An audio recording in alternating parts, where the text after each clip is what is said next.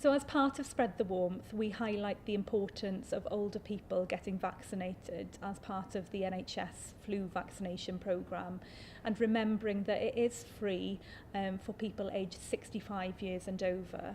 They can have that vaccination at their local GP surgery or their local pharmacy, their community pharmacy. But we're also asking for the public to also take the opportunity to give a gift this Christmas. We're asking people to consider what they can do to help protect older people within their communities. And we're asking people to consider having the flu vaccination themselves.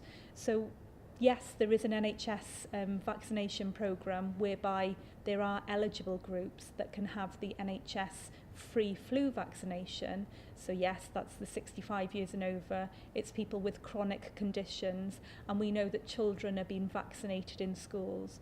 And what I would ask is that parents, consider that their children are vaccinated, but also that we as well that aren't able to access the vaccination free, that we spend maybe £8 to £12, whatever it costs, to give the gift of good health to older people this year.